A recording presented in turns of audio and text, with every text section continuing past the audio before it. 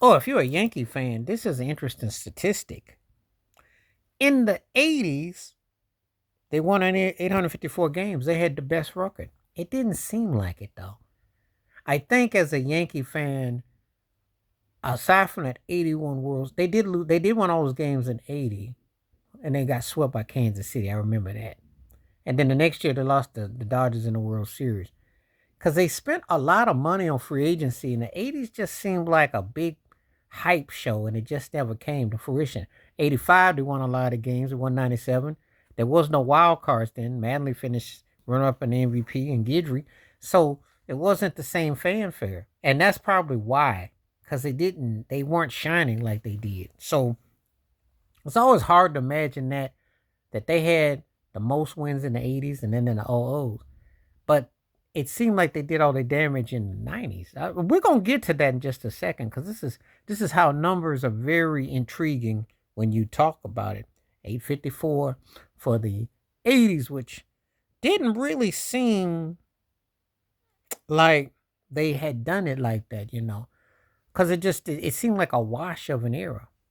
Just saying, a lot of hype, but it didn't finish the totality.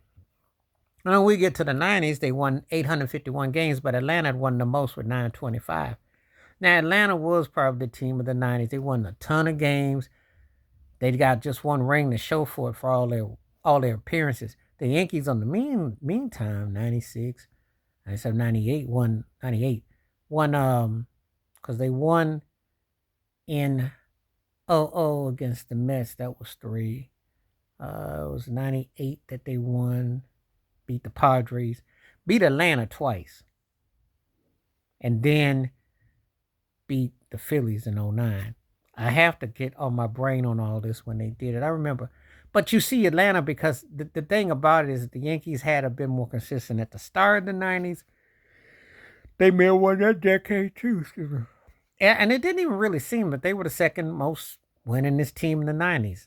It makes sense because of the 98, the latter part, not so much the beginning part. Makes sense that Atlanta was. I like it when it reflects teams that were dominant because I don't have a problem when it says you won the most games.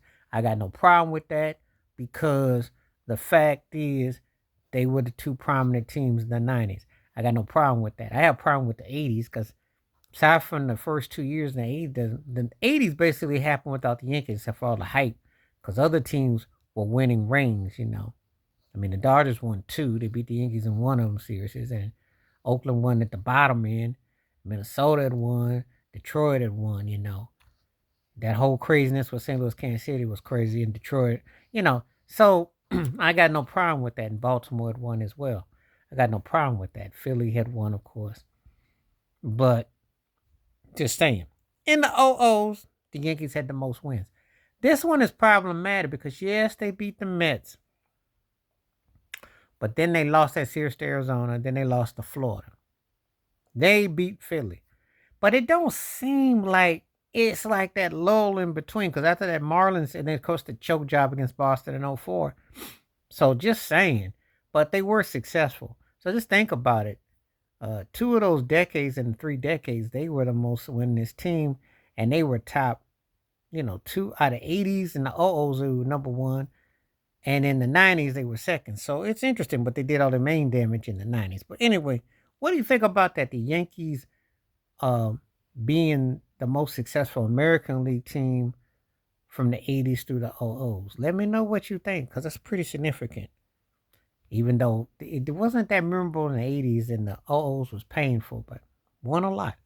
Tell me what you think. Please like, subscribe, welcome thoughts, comments, and I do respond. Thank you. Wash your hands. Keep your mind clear. Watch out for another. Share it if you like and hit that membership because when you do, requests like this come true. Stay safe, stay blessed, stay woke, stay free. I'm out. Peace.